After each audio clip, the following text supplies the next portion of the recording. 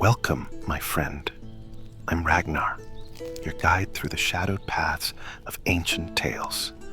Tonight, as the stars wink above and the world quiets down, I'll lead you into the heart of Middle-earth, where elves walk eternal and forests whisper secrets. Ah, I see you found your way here, perhaps carrying the weight of your own hidden battles, those quiet storms in your mind that stir when the day ends. Tired from the chaos of life? Let me help you unwind. Sit back, close your eyes, breathe in deep, and let my voice wrap around you like a gentle fog rolling through an old wood. These stories aren't just for drifting off. They're mirrors to your own inner world, revealing those buried thoughts and dreams that shape who you are, much like the unseen roots of a mighty tree feeding its branches. We'll explore Thranduil's saga, the Elven King whose life echoes the struggles we all face, choices that linger in the subconscious, pulling us between light and shadow. It's funny how a tale like this can feel so personal, almost like it's speaking directly to the parts of you that hide in dreams. Ready? Good. Let the leaves rustle, the wind sigh, and let's begin this journey. Where the king's hidden fears and triumphs might just help you face your own. Ah, my friend, imagine a time long before the sun and moon as we know them, when the world was young and full of wonder, yet shadowed by ancient evils. In the hidden realm of Doriath, deep within the forests of Beleriand, a young elf named Thranduil first opened his eyes to the stars. Oh, how those stars must have sparkled, like distant memories calling him forth. But let's peer deeper, shall we? As your narrator, I can see into the corners of his mind, those quiet places where thoughts form like dew on leaves. Thranduil, son of Orifer, didn't just see the beauty of Doriath's enchanted woods. He felt them in his soul, a connection so profound it shaped his every breath. The name Thranduil itself, comes from old Elven tongues, Thran, whispering of vigor, and Duil, evoking the freshness of spring. Isn't it fascinating how names carry echoes of forgotten languages, much like how your own name might hold stories from your family's past, influencing who you become without you even realizing? In those early days, under the rule of King Thingol, Thranduil wandered the glades, learning the songs of birds and the rustle of leaves. But oh, there were shadows lurking. I know, because I see what he hid, even from himself, a subtle fear, buried deep, like a dream you push away upon waking, afraid it reveals too much about your vulnerabilities. Thingol's court was a place of splendor, with halls carved from living stone, glowing with an inner light that seemed to ward off the darkness outside. Yet Morgoth's malice crept in, didn't it? Whispers of war, kinslayings that tore elf from elf. Thranduil, young and wide-eyed, watched as his father Orifer spoke of leaving, of seeking purer lands away from the Noldor's pride and feuds. Picture him there, my friend, a slender figure with golden hair, catching the faint light, his heart pounding with unspoken questions. Why must beauty always border on peril? It's a thought that might resonate with you, lying there in the dark, pondering your own life's edges, those moments where joy meets uncertainty, and you wonder if it's all just a reflection of deeper, unacknowledged fears. Philosophically speaking, isn't life like that elven forest, full of paths that branch out, each choice leading to unforeseen shadows or light? Thranduil didn't know it then, but this birthplace planted seeds of caution in him, a wariness that would bloom into kingship. as the years blurred into centuries. For elves measure time differently, you see, in eras rather than fleeting days. The destruction came.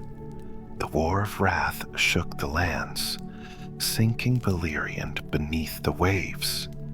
I can feel Thranduil's inner turmoil, that conflict where part of him longed to stay rooted, while another urged flight. It's like those nights when your mind races, replaying decisions, isn't it?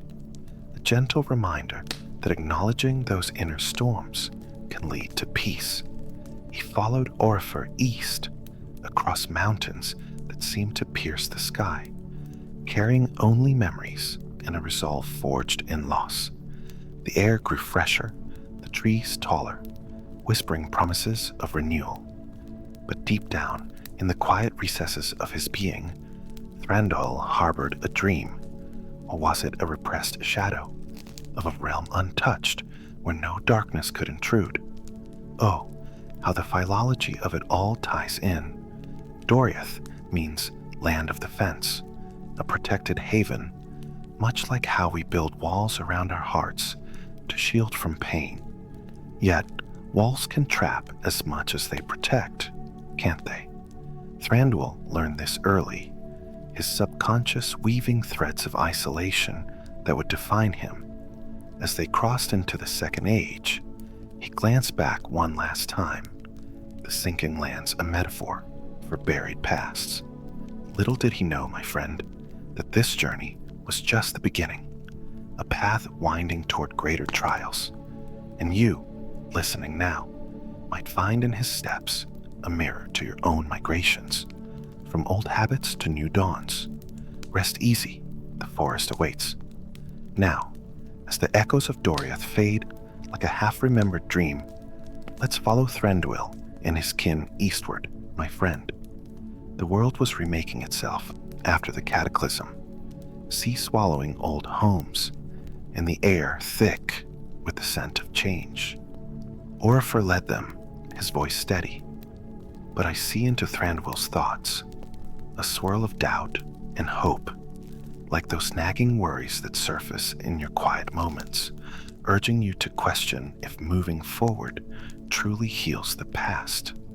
They traversed misty mountains, rivers that sang ancient lullabies, and valleys where wildflowers bloomed defiantly.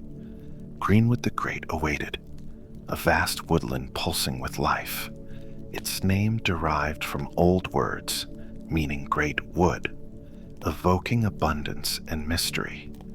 Isn't it intriguing how such names root us in history, much like family tales that shape your sense of self, revealing layers you didn't know were there?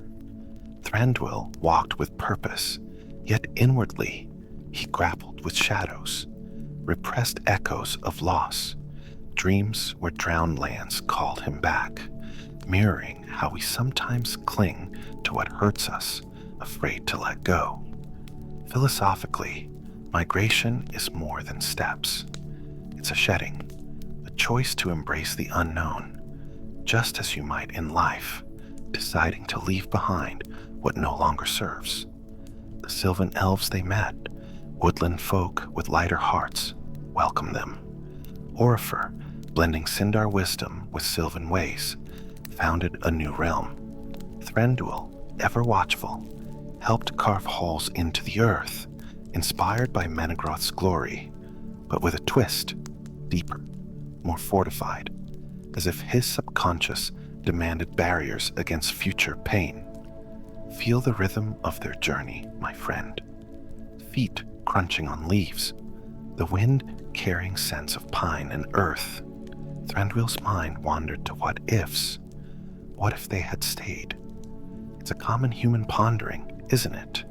Those late-night reflections on paths not taken, helping us process our own regrets without judgment.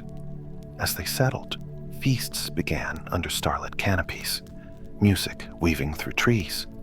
But Thranduil sensed a stirring darkness far south, Sauron's shadow creeping. His father spoke of isolation, avoiding the wars of others. and Thranduil nodded, yet inside, a conflict brewed. The pool of duty versus self-preservation, like dreams where you fight invisible foes, revealing inner strengths you overlook in waking life. The philology here is poetic. Greenwood ties to Erin, meaning wood in Sindarin, a language Tolkien crafted from real-world roots, much like how words in your life, love, loss, carry weights from their origins, influencing how you feel them. Thranduil married, though her name is lost to lore, and in quiet moments, he dreamed of a son, Legolas, whose name means green leaf, symbolizing renewal. But oh, the hidden layers. His subconscious harbored fears of repetition, of losing more, a gentle nudge for you to explore your own buried anxieties, finding peace in acknowledgement. As the Second Age unfolded, alliances formed and frayed. Thranduil watched dwarves trade jewels, his love for gems, emeralds especially, a spark of joy amid caution. Yet war loomed, Sauron's ring forging in secret. I foresee the battles ahead, but for now, Thranduil stood tall, his realm a sanctuary. It's metalinguistic, really. This story building like a forest, layer upon layer, reflecting how your life stories grow, intertwining with others. Rest now. The path east leads to greater tests, but in this migration, find solace in movement, in the simple act of continuing. Ah, my friend, as the eastern woods embrace Thranduil's people like a comforting dream, the shadows of the wider world begin to stir once more. The Second Age draws toward its stormy close, and Sauron's malice spreads like ink through water, tainting even the distant realms. Orifer, ever proud, rallies his kin for the last alliance, that grand stand against the Dark Lord. But let's delve deeper, shall we? As Ragnar, I glimpse into Thranduil's hidden thoughts, those swirling undercurrents where fear and resolve clash like waves on a forgotten shore. He marches not just with sword in hand, but with a heart heavy from past ruins, questioning if this war will echo the losses of old, much like how you might replay old battles in your mind at night, wondering if facing them again brings healing or more scars. The journey south is arduous, across plains that stretch endlessly, rivers murmuring warnings in ancient tongues.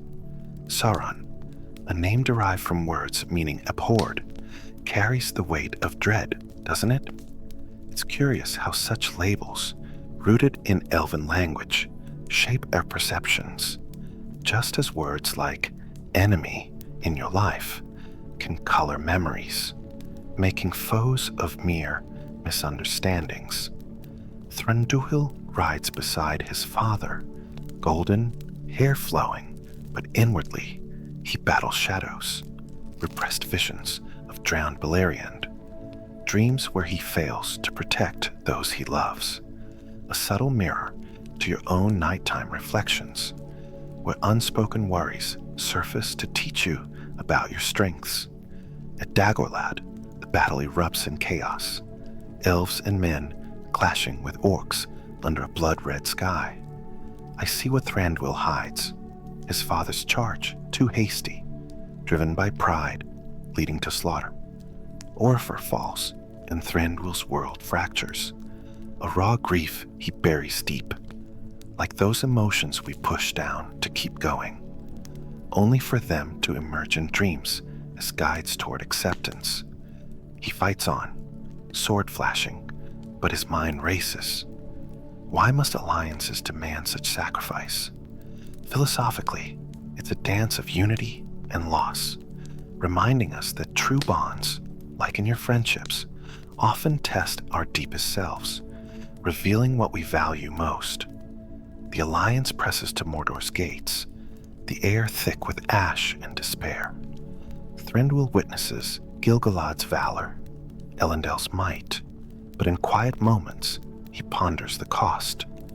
his subconscious weaving threads of isolation, a defense against further pain. It's almost metalinguistic, isn't it? This tale unfolding like a tapestry, where each thread of battle reflects life's conflicts, helping you see your own struggles as part of a larger pattern, one you can navigate with grace. Philologically, Dagorlad means battle plain, a stark name evoking endless strife, much like how words in our world, war, peace, carry histories that influence how we feel them, urging us to choose wisely. Victory comes, Sauron defeated for a time, but at what price? Thranduil leads the remnants home, only a third survive, his steps heavy with unspoken burdens. In his dreams, he relives the fields, processing the trauma, a gentle nudge for you to let your own hidden pains breathe, finding peace in release. The greenwood welcomes them, trees whispering solace, but Thranduil changes, his caution deepening into wisdom. Oh, the layers here, a king in waiting, forged in fire, much like how life's trials shape you, my friend. As the age turns, he stands ready, the weight of alliance a lesson in balance. Rest now, the crown awaits, and with it, new shadows and lights. With the echoes of battle fading like a distant thunderstorm, my friend Thranduil returns to Greenwood, the weight of kingship settling upon him like autumn leaves. The third age dawns, and he claims the throne, not with fanfare, but with a quiet resolve born from loss. As your guide, Ragnar, I peer into his essence, seeing the inner dialogue he keeps hidden, a blend of duty and doubt, wondering if leadership means eternal vigilance, much like those quiet evenings when you question your own path, your subconscious urging you to embrace the role life hands you, flaws and all. The coronation unfolds in the heart of the forest, under a canopy of ancient oaks, elves gathering in circles of light. Thranduil dons a crown of berries and red leaves, symbolizing the cycle of seasons. His name, Thranduil, vigorous spring, now a beacon of renewal. Isn't it intriguing how such titles, drawn from cinder and roots, carry promises of growth, similar to how names in your world might inspire you, echoing family legacies that subtly guide your choices without you noticing. He speaks vows in Elven tongue, promising protection, but inwardly shadows linger. Dreams of his father's fall, repressed fears of failure, a gentle parallel to how we all harbor doubts that surface in solitude, inviting us to confront them for true strength. The halls deepen, carved with dwarven aid, inspired by Menegroth's grace, yet fortified against intrusion. Thranduil wanders them alone at times, his mind a whirlwind of plans, hiding a longing for simpler days. Philosophically, coronation is a threshold, a choice to lead amid uncertainty, reminding you that stepping into your power, like in daily decisions, often means balancing isolation with connection, finding wisdom in the quiet spaces. Feasts begin, wine flowing like rivers, music weaving through the air, but I see his caution, alliances with nearby men and dwarfs, yet a wariness of outsiders, his subconscious building walls to shield from betrayal, much like how dreams reveal our protective instincts, helping process real-life vulnerabilities. As king, he marries, though lore veils her name. Their bond, a quiet flame amid duties. Legolas is born, green leaf in Sylvan speech, a name blooming with hope, philologically tying to the forest's essence, just as words like hope in your language root in old hopes, nurturing growth in tough times. Thranduil teaches him the wood's secrets, but hides his own inner conflicts. The pull of immortality's loneliness, dreams where time erodes all, a metalinguistic nod to how stories like this mirror your life's seasons, encouraging reflection on what endures. The realm flourishes, jewels traded, songs sung, yet darkness creeps from Dol Guldur, renaming the wood Mirkwood, dark forest, in common tongue, a shift evoking hidden perils. Thranduil senses it, his mind forecasting storms, a foresight born from buried traumas. It's humanizing, isn't it? This king, eternal yet so like us, grappling with unseen fears that dreams bring to light, offering you a chance to explore your own. As years pass, he rules with grace, the crown a symbol of endurance. Breathe deep, my friend.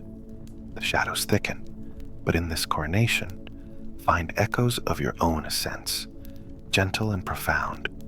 Ah, my friend, with the crown firmly upon his brow, Thranduil's reign deepens, like roots delving into rich soil. But now the forest itself begins to change, whispering warnings in the wind.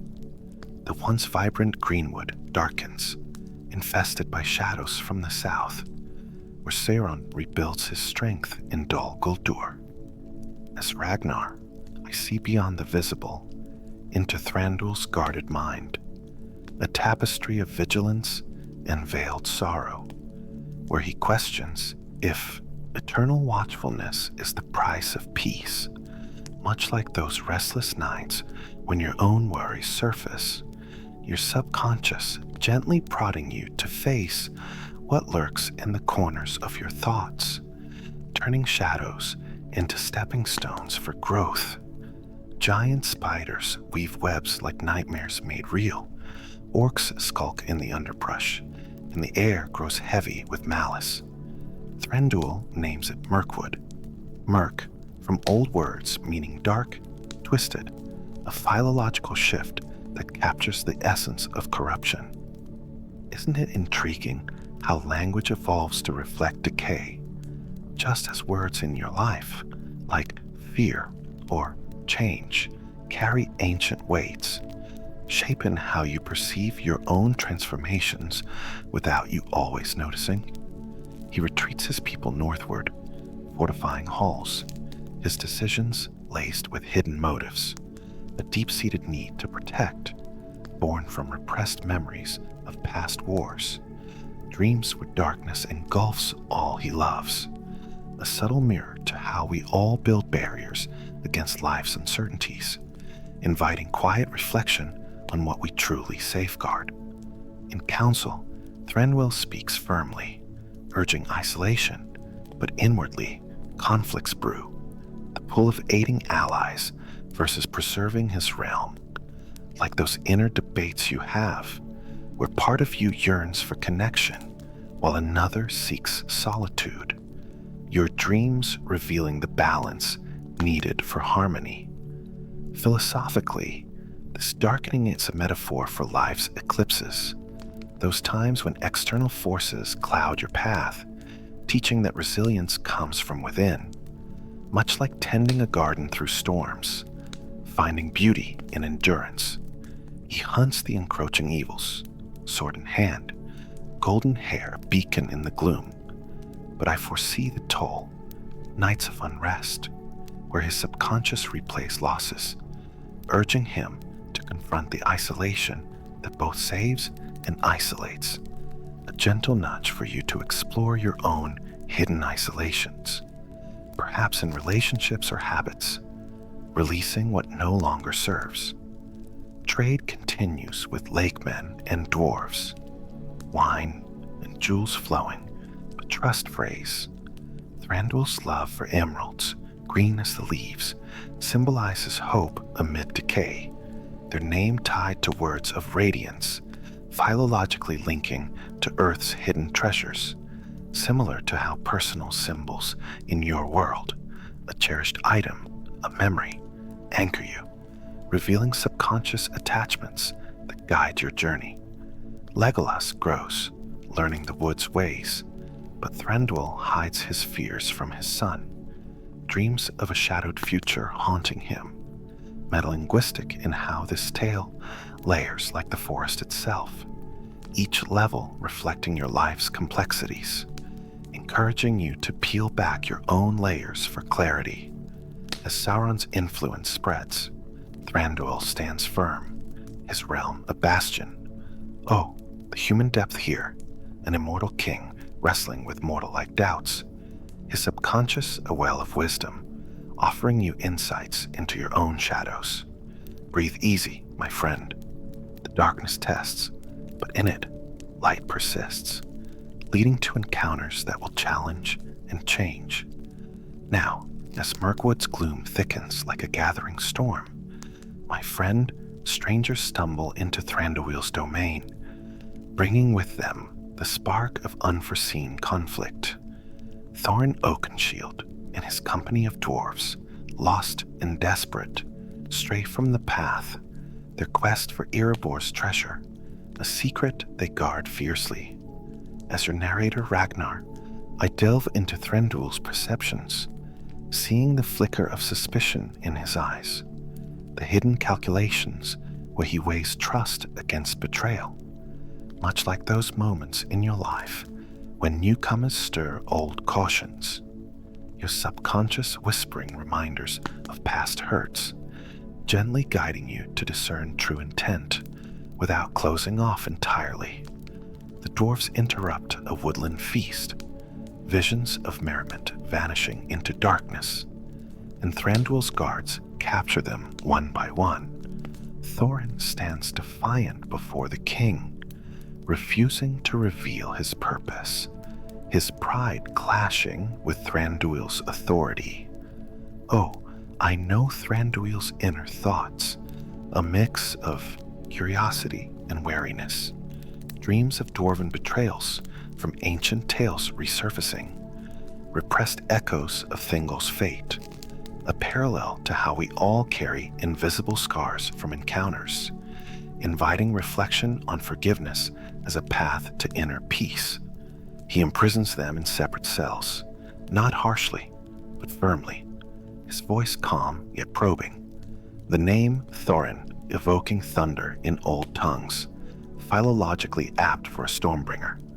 Isn't it fascinating how such names foreshadow turmoil, much like labels in your world, friend or foe, color interactions, subtly influencing your emotional responses. In the dim halls, Thranduil ponders their intrusion, his mind forecasting alliances or enmities, but hidden beneath is a loneliness, a subconscious yearning for understanding across divides, like dreams where barriers dissolve, revealing common ground. Philosophically, this encounter is a bridge of choices, reminding us that misunderstandings often stem from unspoken fears, urging you to bridge your own gaps in daily life, finding unity in shared humanity. The dwarves escape cleverly in barrels down the river, a twist Thranduil doesn't foresee, but I see his quiet admiration mixed with frustration, metalinguistic in how this plot turn mirrors life's surprises, those unexpected escapes from our own traps, encouraging you to embrace flexibility in your narratives. Relations with dwarves sour, old grudges, like the slaying of elven kin for jewels, bubbling up, Thranduil's caution deepening. Yet, in quiet reflection, he questions his isolation, dreams probing deeper motives, a gentle exploration of how holding on to past pains can shadow present joys, much like processing your own grudges for freer tomorrows. Legolas watches, learning from his father's measured rule. The forest's whispers, a backdrop to this drama. Philologically, Mirkwood ties to Mirkvidr in Norse lore, evoking enchanted dangers, similar to how myths in your culture shape fears, helping unpack subconscious influences. As the dwarves float away, Thranduil senses greater events stirring, a dragon's awakening, battles to come. Oh, the layers of intent here, my friend, a king navigating shadows, his inner world a guide for your own reflections. Rest now. The dragon's fall beckons, with alliances forged in fire.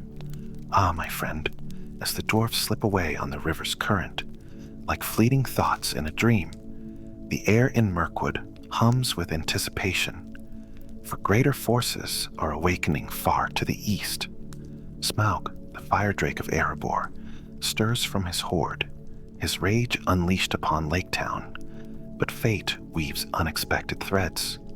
As Ragnar, I gaze into Thranduil's veiled mind, sensing his calculations, a blend of opportunism and caution, where he ponders if claiming lost treasures might heal old wounds, much like those quiet reflections you have on reclaiming what's been taken from you.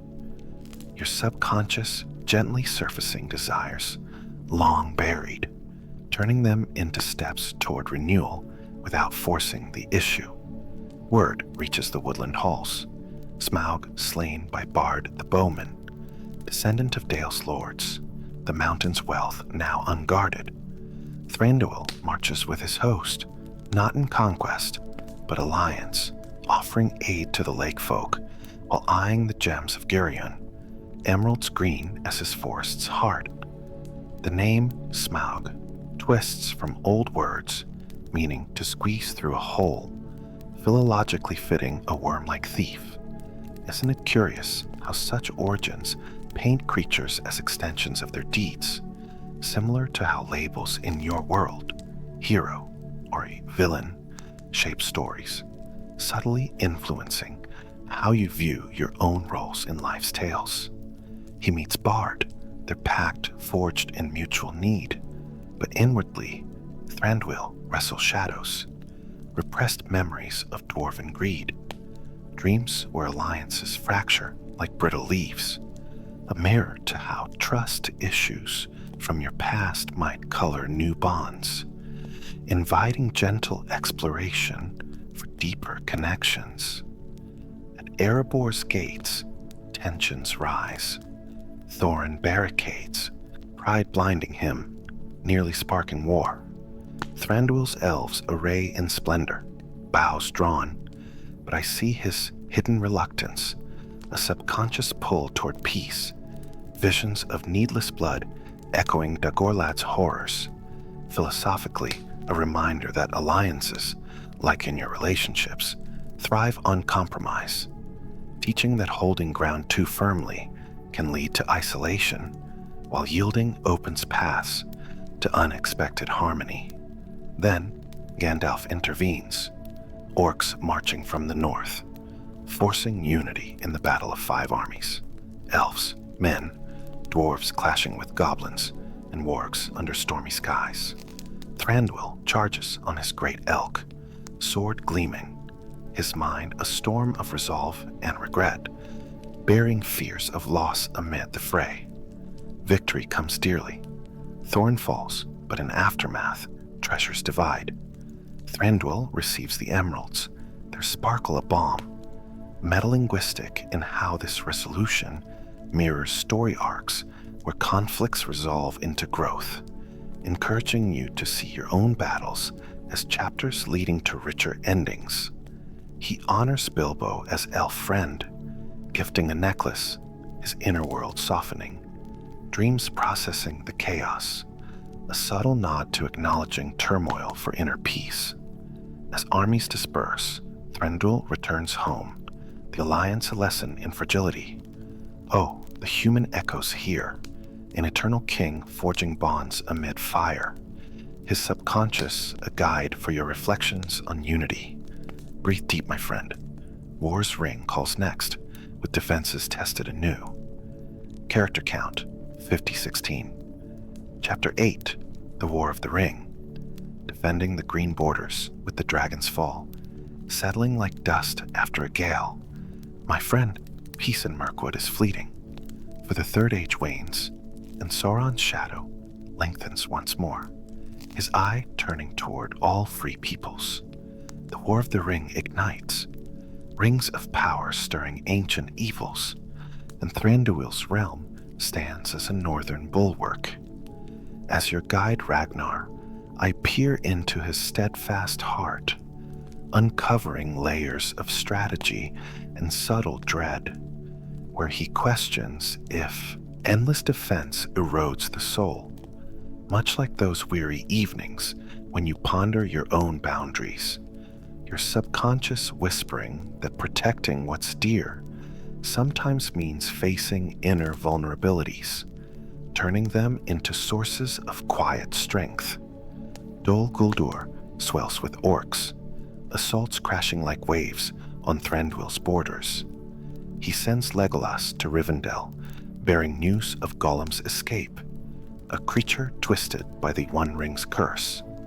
The name Gollum, derived from guttural sounds evoking swallowing, philologically captures his tormented state. Isn't it intriguing how such inventions reflect inner decay, similar to how words in your language, obsession, or release carry histories that help unpack personal struggles, subtly guiding you toward understanding your own fixations. Thranduil fortifies, his elves striking from shadows, but inwardly, conflicts simmer. Repressed fears of losing his son. Dreams replaying separations, a gentle parallel to how we guard loved ones, inviting reflection on balancing care with letting go for mutual growth. Battles rage under darkened boughs. Sauron's forces relentless, yet Thranduil allies with Celeborn and Galadriel, their combined might shattering Dol Guldur's towers. I see his hidden triumph mixed with weariness, subconscious visions of a cleansed forest, philosophically a testament to collective will, overcoming isolation, reminding you that in life's wars, big or small, seeking help weaves stronger tapestries, fostering resilience through shared burdens. The wood is renamed Erin Lascullen, Wood of Green Leaves, a philological rebirth tying to elven words for vitality, much like renaming phases in your life signals fresh starts, helping process transitions with hope. Legolas joins the fellowship, his path diverging, and Thranduil feels the pang, dreams probing the immortality solitude, metalinguistic in how this saga branches like a tree, each limb reflecting choices that shape destinies, encouraging you to view your own divergences as opportunities for evolution. Victory echoes from afar, Sauron defeated, and Thranduil's realm expands, peace blooming amid scars. Oh, the depth here, a king defending borders while exploring inner frontiers, his subconscious a mirror for your own defenses. Rest easy, my friend. Family legacies unfold next, with loves and losses eternal. Ah, my friend, as the war's echoes fade into the rustling leaves of a renewed forest, Thranduil's story turns inward, toward the timeless bonds of family that anchor even an immortal soul amid the flux of ages. Erin Lascullen blooms with fresh life, but within the king's halls, personal legacies weave a quieter tale, one of love, loss, and the subtle threads that bind generations. As Ragnar, I slip into the recesses of his being, uncovering those tender vulnerabilities, a father's quiet pride mixed with unspoken sorrows, where he wonders if eternity amplifies the ache of parting, much like those reflective moments you have about your own kin, your subconscious gently unveiling attachments that shape your heart, turning them into wells of quiet wisdom without demanding answers all at once. Thranduil's wife, her name veiled in lore like a half-forgotten melody, stands as a pillar in his eternal life, their union a harmony of souls, forged in the forest's embrace. I see their shared glances under starlit canopies, moments of joy that mask deeper currents, repressed dreams of what might have been, losses perhaps from shadowed battles, a subtle echo of how we all carry unspoken griefs in relationships. inviting you to explore your own hidden longings, finding solace in acknowledging them as part of love's rich tapestry. Legolas, their son, grows into a warrior of grace, his name Green Leaf, blooming from sylvan roots, meaning vitality and renewal, philologically a nod to nature's cycles. Isn't it fascinating how such terms ground us in the earth's rhythms? Similar to how family names in your world carry echoes of heritage, subtly influencing your sense of belonging and purpose. In teaching Legolas the bow's arc and the tree's whispers, Thranduil hides his fears, the subconscious pull of immortality's isolation, visions where time claims all but him, much like dreams that reveal your own anxieties about change, gently guiding toward embracing impermanence as a gift. Philosophically, family is a legacy of choices, a chain where each link reflects the last, reminding you that nurturing bonds, like in your daily connections, builds bridges across divides, fostering growth through shared stories. Lost loves linger too. Perhaps Thranduil mourns kin from earlier eras, dreams processing the void, metalinguistic in how this narrative layers familial ties like branches on a tree, each one mirroring your life's interconnections, encouraging reflection on what you pass forward. The realm thrives under this eternal family, feasts honoring old ways, but Thranduil's mind wanders to horizons, Legolas's journeys, the call of the sea stirring in elven blood, a subconscious yearning for undying lands. It's humanizing, isn't it? This king, boundless in years, grappling with attachments that dreams amplify, offering you insights into your own familial dynamics, where love's losses teach resilience. As ages shift, these legacies endure, a quiet testament to bonds that transcend time. Oh, the profound simplicity here, family as both anchor and sail, guiding Thranduil's path. Breathe deeply, my friend. Twilight approaches, with peace in the leaves. Now, my friend, as family legacies root deep in the soil of Erin Lescalen, the fourth age unfolds like a gentle dawn, bringing Thranduil to the twilight of his woodland reign, where peace settles softly amid the turning leaves. The world changes, men rise, old powers fade, and the king watches from his throne, the forest a living chronicle of his eternal watch. As your guide Ragnar, I delve into his serene yet poignant thoughts, revealing a calm acceptance laced with subtle melancholy, where he contemplates if true peace lies in release, much like those tranquil evenings when you ponder life's cycles, your subconscious softly illuminating paths to closure, turning endings into new beginnings without rush or regret. Thranduil rules expanded borders, alliances with neighboring realms blooming like spring flowers, his crown now a simple weave of green leaves, symbolizing harmony restored. The name Erin Lescalen, meaning wood of green leaves in Sindarin, philologically evokes rebirth and endurance. Isn't it intriguing how such phrases capture renewal's essence, similar to how words like dawn in your language carry promises of fresh starts, subtly shaping how you approach your own transitions with hope.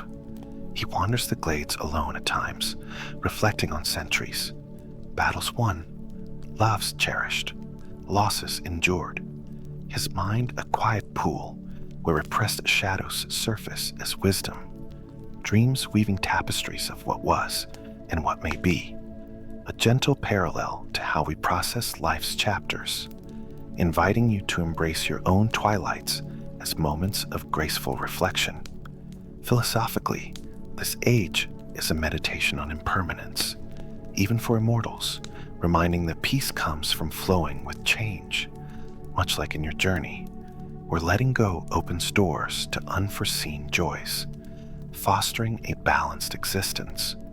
Legolas sails west, drawn by the sea's call, and Thranduil feels the bittersweet tug, his subconscious acknowledging the natural drift of paths, metalinguistic in how this saga concludes like a leaf falling, each turn reflecting your life's seasonal shifts, encouraging you to find beauty in evolution. The forest thrives, elves singing under eternal stars, but Thranduil senses his own horizon, perhaps a voyage to undying lands, where reunions await. In these twilight years, he finds solace in the wood's whispers, dreams no longer haunted but guiding, a testament to inner harmony achieved through trials. Oh, please, elegant closure here, a king at peace, his eternal saga a mirror for your own, where twilight brings not end, but profound rest. As leaves fall softly, my friend, let this tale lull you into dreams, carrying whispers of growth and serenity into your night.